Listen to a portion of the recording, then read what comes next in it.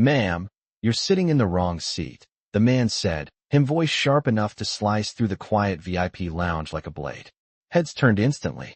The lounge had been calm a moment earlier, the soft hum of conversation and the low clink of coffee cups floating through the polished space. But now every eye drifted toward the tall black man standing beside a leather chair near the center table. Malik Jefferson didn't move right away.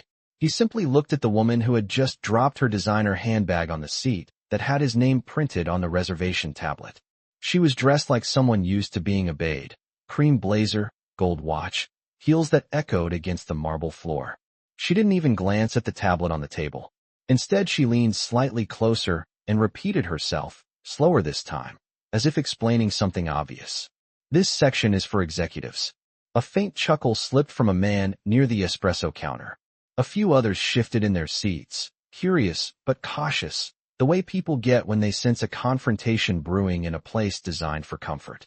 Malik finally spoke, calm and even. That seat was reserved.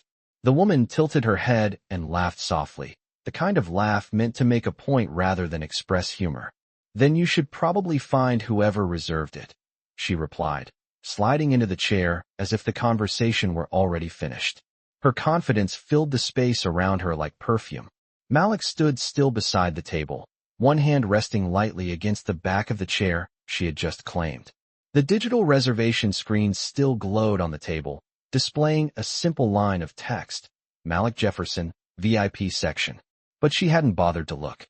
Across the room, a young lounge attendant paused mid-step, noticing the name on the screen and then glancing up at Malik with sudden uncertainty.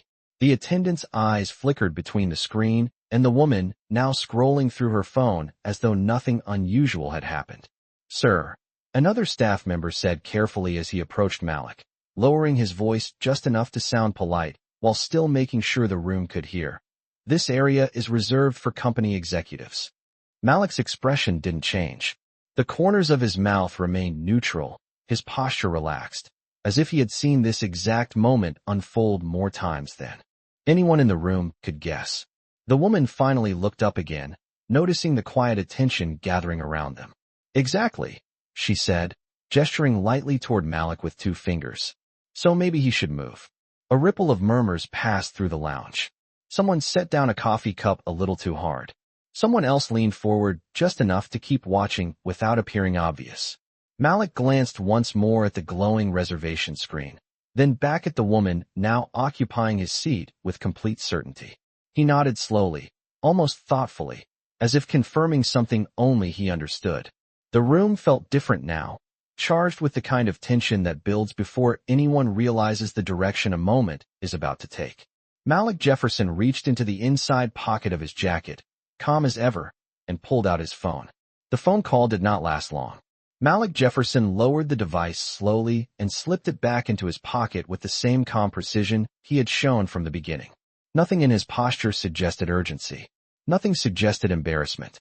If anything, he looked like a man waiting for a clock to finish counting down. The woman in his seat noticed the quiet shift in the room first. Conversations at nearby tables had stopped entirely now. Even the espresso machine behind the counter seemed louder in the silence. She tilted her head slightly and studied Malik more carefully this time, as if searching for something she might have missed. "So," she said with a light smile, "did your friend confirm your imaginary board meeting?" A few people nearby chuckled again, though the laughter sounded weaker than before. Malik did not answer her immediately. His attention moved briefly to the young lounge attendant still standing beside the table, the one who had been watching the reservation screen with growing uncertainty. The young man looked as though he wanted to say something, but did not yet have the confidence to interrupt. Malik spoke calmly instead. "How long have you worked here?" The question caught the attendant off guard. "About 9 months, sir," he answered quietly. Malik nodded once. "Then you know this system does not usually make mistakes." The attendant glanced down again at the glowing tablet on the table. Malik Jefferson still appeared clearly on the reservation line, followed by the small corporate logo of Bright Core Holdings. The young man shifted his weight again, his eyes flicking toward the woman in the chair and then back to Malik. "Yes, sir," he admitted softly. The woman leaned forward slightly, resting one elbow on the table as if the conversation had become mildly entertaining. "You see," she said, He is just being polite. She turned to the attendant with the confidence of someone used to directing people. The bright core executive is arriving today. They are probably delayed. When they arrive, they will obviously want their seat back. She looked back at Malik, her smile returning. And when that happens, you will be somewhere else entirely. The words hung in the air with a tone of casual certainty. Across the lounge, a man in a navy suit leaned back in his chair, watching the scene unfold like an unexpected performance. Two women near the windows had stopped their conversation entirely. Phones rested quietly on the tables in front of them as their attention stayed fixed on the center of the room. Malik rested one hand on the chair again, his fingers lightly touching the leather edge. That executive has already arrived, he said.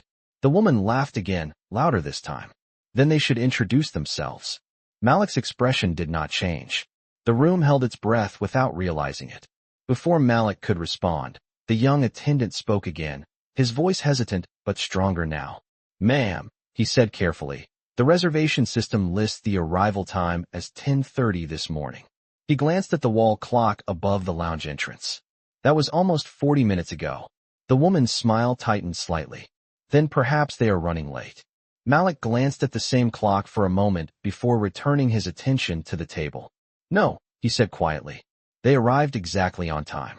A faint vibration buzzed inside Malik's jacket pocket. The sound was small, but in the silence it felt louder than it should have. Malik reached into his pocket and removed the phone again. A new message glowed on the screen. He read it once. Then he looked up slowly, scanning the lounge one more time. His gaze moved across the people watching, the young attendant beside the table, and finally the woman still sitting comfortably in the chair with his name on the reservation screen.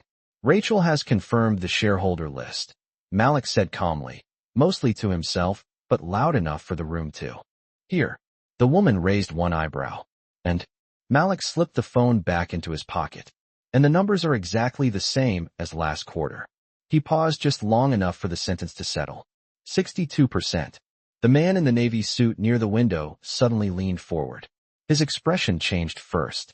Because in rooms like this, certain numbers carry weight. Ownership numbers. Control numbers.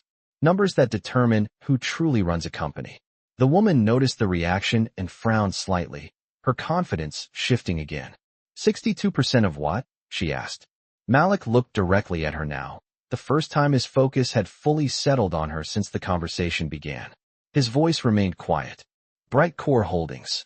The silence that followed felt heavier than anything said so far. The young attendant's eyes widened as he looked back at the reservation screen again. And for the first time since she sat down, the woman's expression lost a small piece of its certainty. The number did not sound dramatic when Malik Jefferson said it. 62%. He spoke it the way someone reads a weather report, calm and ordinary. But in rooms built for executives, investors, and corporate travelers, numbers like that carried weight. The man in the navy suit near the window sat up straighter immediately. His eyes moved from Malik to the woman sitting in the chair and then back again, as if trying to confirm something he suddenly suspected. The young lounge attendant felt it too. His gaze shifted rapidly between the reservation tablet and Malik's face.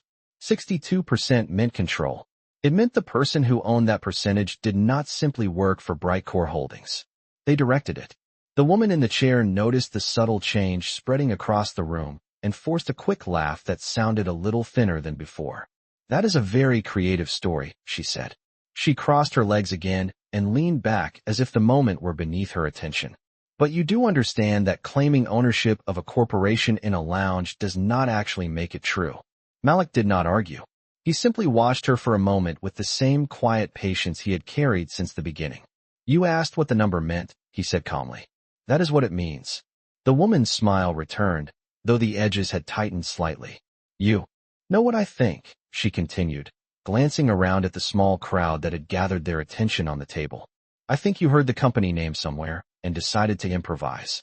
She gestured lightly toward the reservation screen again. That happens more often than people realize. A few people in the lounge shifted uncomfortably. No one laughed this time. The young attendant looked down again at the tablet and slowly reached toward it, his finger hovering over the screen as if confirming the information for the 10th time would somehow make the moment clearer. The system displayed the same line it had from the beginning. Malik Jefferson, VIP reservation. Brightcore Holdings. The attendant swallowed.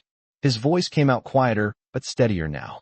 Sir, he said, are you saying you are with Brightcore Holdings? Malik answered simply. Yes. The attendant's next question came out almost automatically. In what capacity? Malik looked at him with calm eyes. Majority shareholder. The words moved through the room like a slow ripple. The man near the window leaned forward even more now. Another guest quietly set down her coffee cup without taking her eyes off Malik. Even the lounge manager standing near the entrance had begun to watch the scene with growing curiosity.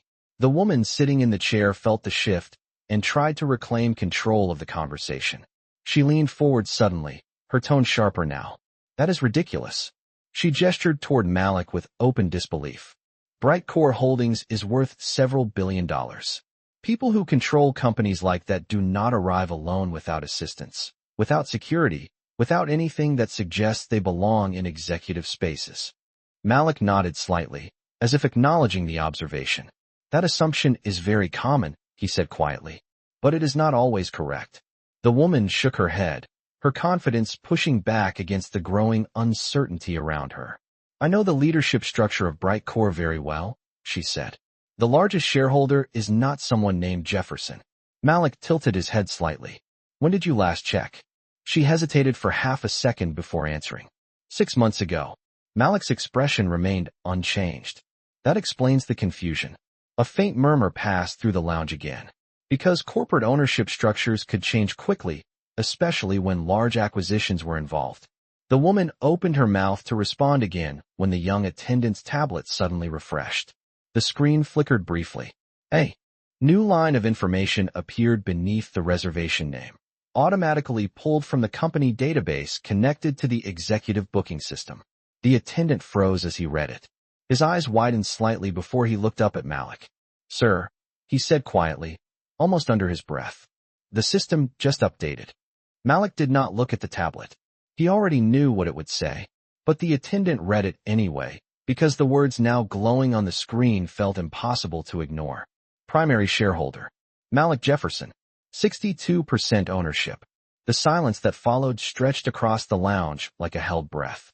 And for the first time since she had taken the chair, the woman slowly turned her head toward the reservation screen. The words on the screen did not shout. They did not flash or change color. They simply sat there in clean white letters against the dark tablet display. Primary shareholder. Malik Jefferson. 62% ownership. The young lounge attendant read the line once more silently, just to be certain he had not misunderstood it. When he looked up again, his posture had changed completely. The casual uncertainty that had been there moments earlier was gone. Now he looked at Malik with the quiet respect reserved for someone who had suddenly become the most important person in the room. Across the lounge, the man in the navy suit let out a slow breath through his nose, almost like someone watching the final move of a chess match unfold exactly as predicted. The woman sitting in the chair did not move at first. Her eyes stayed on the screen for several seconds, scanning the text again and again as if repetition might change the words into something more comfortable. The confidence that had surrounded her earlier did not disappear instantly. It faded in small pieces, the way sunlight slowly pulls away from a room at the end of the day. That system must be mistaken, she said finally, though the firmness in her voice had weakened. The attendant shook his head carefully. Ma'am, this reservation system connects directly with corporate databases. He gestured lightly toward the tablet. It updates automatically. The woman looked up at him sharply, irritation trying to reassert itself. Then the database is wrong. Malik Jefferson did not interrupt her. He simply stood beside the chair with the same quiet composure he had shown since the beginning, one hand resting lightly on the backrest.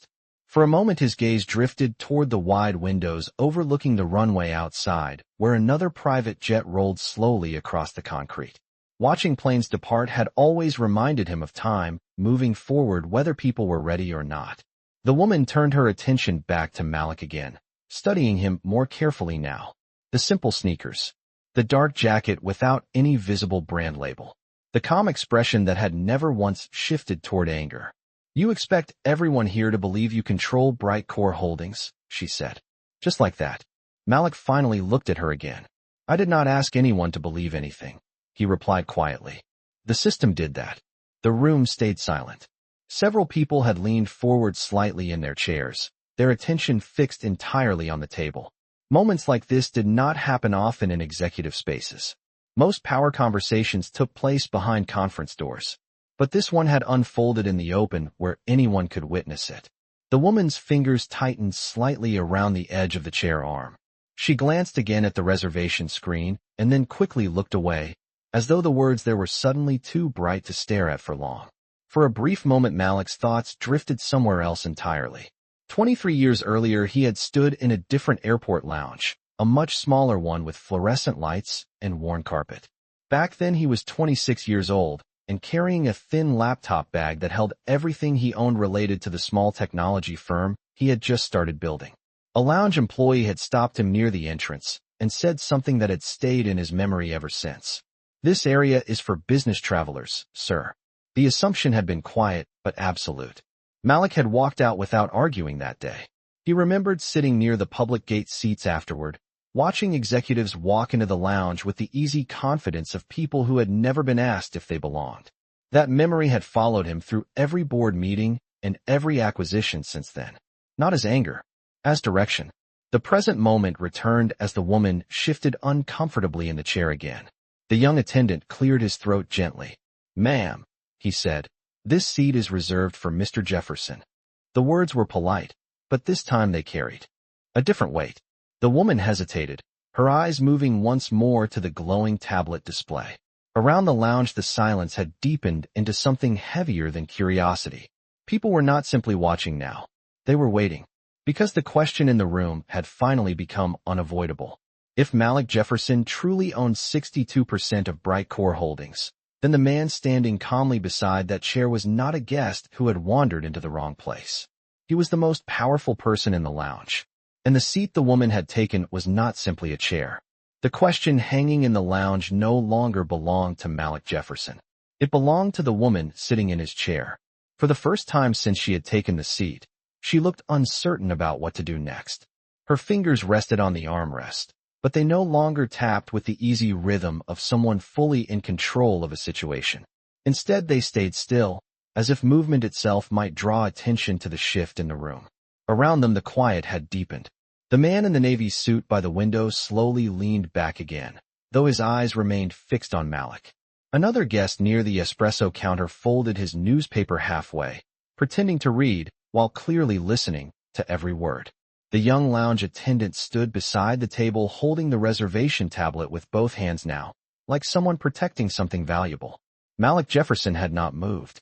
His posture remained relaxed, his hand still resting lightly on the back of the chair. If the moment felt tense to anyone else in the room, it did not show on his face. He simply waited. The woman finally looked up at him again. The confidence that had carried her through the first half of the conversation had not completely disappeared, but now it sounded more defensive than certain. "Even if that database says what you claim," she said carefully, "that still does not prove anything. Systems can be manipulated." The attendant shifted slightly at that statement, but Malik answered before the young man could respond. "You are correct," Malik said calmly. "Systems can be manipulated." His tone carried no anger, only agreement.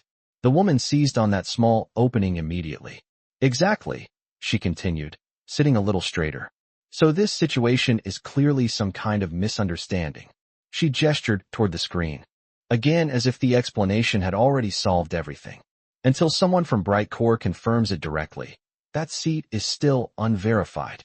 Malik nodded slowly, acknowledging her logic as though they were discussing numbers in a conference room rather than a lounge. "Fair point," he said. He reached into his pocket once again and removed his phone. The woman watched closely this time. No one in the lounge spoke.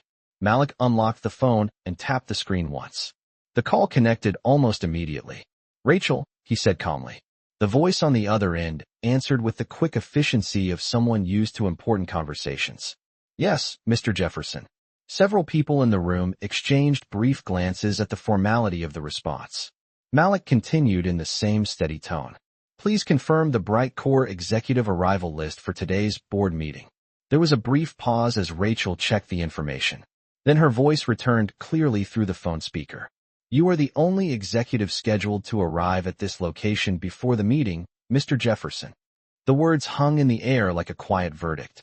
The woman's expression changed again, the shift subtle but undeniable. Malik did not raise his voice. "Thank you, Rachel," he said. "One more thing." "Yes, sir. Please verify my ownership percentage for the board documentation." The pause this time was even shorter. Rachel answered immediately. 62% controlling share of Bright Core Holdings, confirmed. The man in the navy suit let out a soft breath again, almost like a whistle. The young attendant looked down at the tablet once more, then back at Malik with complete clarity now. But the woman sitting in the chair seemed frozen in a different way. Her eyes moved slowly from Malik to the phone in his hand, and then to the glowing reservation screen once again. Malik ended the call and slipped the phone back into his pocket. The room stayed silent for several seconds. Finally Malik spoke again, his voice quiet and steady, directed not only at the woman but at the entire room watching the moment unfold. "The seat reservation was never the real issue," he said. The woman looked up sharply. Malik met her eyes without raising his tone even slightly. "The issue was the assumption that someone like me could not possibly belong in it." No one in the lounge said a word, because in that moment, the conversation had shifted away from a chair entirely, and everyone in the room understood it. The words Malik Jefferson had spoken settled into the lounge like the final note of a song that no one expected to hear. The seat reservation was never the real issue. The issue was the assumption that someone like me could not possibly belong in it. For several seconds the room remained completely still. The woman sitting in the chair felt the attention of every person around them without needing to turn her head. She had walked into the lounge with the easy certainty of someone accustomed to being listened to, someone used to entering spaces where no one questioned her presence. Now that same space had become a mirror reflecting every word she had spoken only minutes earlier. She shifted slightly in the chair, adjusting her posture as though composure alone might restore control of the moment. "You are making this sound like something personal," she said carefully. Her tone attempted confidence again, but it lacked the smooth certainty it carried before. "I simply assumed the reservation belonged to someone else." Malik did not move his hand from the back of the chair. His expression remained calm, almost thoughtful. "You did more than assume," he replied quietly. The woman opened her mouth to respond, but Malik continued before she could interrupt. "You decided." The difference between those two words hung in the air with quiet weight. Around the lounge several guests exchanged glances that carried silent agreement. The man near the window folded his arms slowly, watching with the focus of someone who understood exactly what Malik meant. The young lounge attendant held the reservation tablet at his side now, no longer checking it because there was nothing left to verify. The information had already spoken for itself. The woman glanced briefly toward the tablet again, and then away, as though the screen itself had become uncomfortable to look at. "Regardless," she said after a moment, "this misunderstanding has clearly been resolved." She placed one hand on the armrest and began to stand, as if leaving the chair quickly might erase the conversation that had taken place around it. Malik's voice stopped her before she could rise fully. "There is one more thing." The woman paused halfway out of the chair, looking at him with cautious irritation. Malik spoke slowly, making sure that words carried clearly across the quiet room. "You asked earlier how someone like me could possibly control Bright Core Holdings." The woman straightened slightly, still standing beside the chair now, but not fully stepping away from it. "I asked a question," she said defensively. Malik nodded once. "And now you have the answer." The silence that followed stretched long enough for the entire room to lean into it. Malik finally stepped around the table and rested his hand briefly on the edge of the reservation tablet. His voice remained calm, but the words carried a clarity that filled the lounge. "You took my seat," he said. He paused just long enough for the moment to settle. Then he added the sentence that shifted everything from assumption to fact. "And the company you mentioned earlier." Another pause. "I own it." No one spoke. The words did not sound loud. They did not need to be. They landed with the quiet certainty of truth. The woman's expression froze in place, the realization spreading slowly across her face as the meaning of the sentence reached its full weight. The man by the window leaned back again with a faint smile that suggested he had been waiting for exactly that moment. The young attendant looked between Malik and the chair as if seeing the entire situation clearly for the first time. Malik did not raise his voice or change his tone. He simply looked at the woman with calm eyes and finished the thought that had been building since the beginning of the conversation. "The seat you decided I did not belong in," he said quietly, "was reserved for the owner of the company you work for." And in the silence that followed, the entire lounge finally understood what had been happening from the very first moment Malik Jefferson walked through the door. The sentence hung in the air long after Malik Jefferson finished speaking. "The seat you decided I did not belong in was reserved for the owner of the company you work for." The words did not echo loudly, yet they carried a weight that settled across the entire lounge. The woman remained standing beside the chair now, her hand still resting on the armrest, as if she had forgotten why she had stood up in the first place. Her eyes stayed on Malik for several seconds, searching his expression for any hint of exaggeration, any sign that this might still be some elaborate misunderstanding. But Malik's face showed none of that. He stood calmly beside the table, his posture relaxed, his gaze steady, like someone who had already said everything necessary. Around them, the atmosphere of the lounge had completely transformed. The quiet conversations that normally filled the space were gone. Every person within view had become part of the moment, whether they intended to or not. The man in the navy suit by the window leaned forward slightly again, resting his elbows on his knees, watching with open curiosity. A woman near the espresso counter slowly lowered her phone to the table after pretending to check messages for several minutes while clearly listening. The young lounge attendant stood straighter now, the uncertainty that had been in his posture earlier replaced with the careful professionalism people use when they realize they are in the presence of someone far more important than they first believed. The woman finally spoke again, though her voice sounded different now. "If that is true," she said slowly, "then this situation has clearly been unfortunate." The pause before the final word revealed how carefully she was choosing it. Malik did not respond immediately. Instead, he gently slid the reservation tablet back to the center of the table so the screen faced outward again, the name Malik Jefferson still glowing clearly for anyone who cared to read it. "Unfortunate moments happen," he said quietly. "What matters is how people respond when they realize they were wrong." The woman's eyes flickered briefly toward the tablet again. For a moment, it seemed as if she might say something more defensive, something that might reclaim a piece of the authority she had carried earlier. But the room itself had changed too much for that. The silent attention of the people around them had become impossible to ignore. She slowly stepped away from the chair at last, leaving the seat open again. The motion was small, but it felt like the final confirmation of everything that had just unfolded. The young lounge attendant immediately moved forward and adjusted the chair slightly, a subtle gesture of respect toward Malik. "Mr. Jefferson," he said politely, "your seat is ready." Malik nodded once, but did not sit yet. His eyes remained on the woman for a moment longer. Not with anger, not with triumph, simply with a quiet clarity that made the entire situation unmistakable. The woman looked down briefly, then back up again. The earlier confidence in her posture had softened into something more careful. "I was not aware," she said after a moment. Malik gave a small nod. That was the point. The simplicity of the response carried more weight than a longer explanation ever could. A faint murmur passed through the lounge as several guests finally allowed themselves to shift in their seats again. The tension that had held the room still for so long began to loosen, but the meaning of the moment remained clear to everyone who had witnessed it. Malik finally pulled the chair back and sat down calmly, the motion quiet and unhurried. The attendant placed a fresh glass of water on the table beside him with careful precision. Outside the tall windows, another aircraft lifted slowly from the runway and climbed into the bright afternoon sky. Inside the lounge, the conversation that had started over a single chair had revealed something much larger. And every person in the room knew exactly what it had been. Malik Jefferson sat calmly in the chair that had carried his name from the beginning, the leather settling softly beneath him as though the seat itself had been waiting for the moment to return to its rightful owner. The lounge slowly began to breathe again. Conversations that had frozen minutes earlier restarted in low murmurs, though the attention of the room still lingered around the table where everything had unfolded. The young lounge attendant stepped away quietly after placing the glass of water beside Malik. But his posture carried a different level of care now, the kind reserved for someone whose presence had suddenly redefined the room.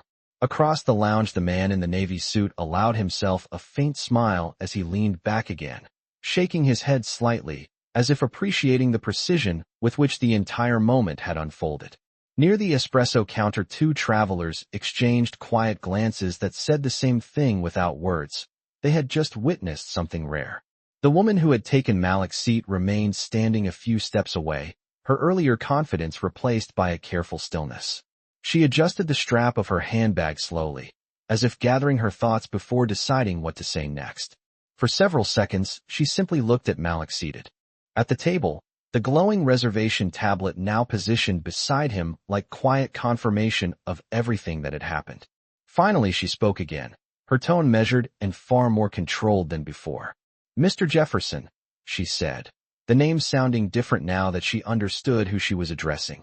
"I was unaware of your position earlier." Malik lifted the glass of water and took a small sip before answering. His movements remained unhurried, the calm rhythm of someone who had nothing left to prove. When he set the glass back down, he looked at her with the same steady expression he had carried throughout the entire encounter. "Most people were," he said simply. The woman nodded once, acknowledging the truth in that statement. The silence that followed was not uncomfortable, but it carried the weight of reflection. Malik's eyes drifted briefly toward the tall windows again, where another aircraft was preparing for departure on the runway below. Watching planes lift into the sky had always reminded him of something simple about movement and progress. Every journey forward required leaving something behind, including the assumptions people carried about one another. The woman took a breath as if preparing to leave, but Malik spoke once more before she could turn away. His voice was quiet, yet the words carried clearly across the room once again. "This moment was never about a chair," he said. Several people in the lounge looked up again when they heard him speak. Malik continued calmly. "It was about something much smaller and much larger at the same time." The woman paused where she stood, listening. Malik rested his hands lightly on the table in front of him, his gaze moving briefly across the room before returning to her. "You saw someone and decided what they could not be," he said. "That decision happened before any conversation, before any facts." The room remained silent as the meaning of the words settled in. Malik's voice never rose, but the clarity of the statement carried its own authority. "Success does not always arrive wearing the uniform people expect," he continued. "Sometimes it walks into a room quietly and waits to see how it will be treated." The woman lowered her eyes for a moment, absorbing the message in a way that felt far more genuine than anything she had said earlier. Malik leaned back slightly in the chair, finally allowing himself to relax into the seat that had started the entire conversation. "Respect should never depend on whether someone looks like they belong," he said calmly. "It should begin before that question is ever asked." Outside the window, the aircraft lifted from the runway and climbed into the bright afternoon sky, its engines fading into the distance. Inside the lounge, the lesson left behind was quieter, but far more lasting. Malik Jefferson had not raised his voice once. He had not demanded recognition or forced authority into the room. Instead, he had allowed the truth to reveal itself piece by piece until the entire space understood something that had been clear to him from the beginning. Sometimes the most powerful statement is not made with volume. Sometimes it is made with patience, with composure, and with the simple certainty of knowing exactly who you are the moment you walk into the room.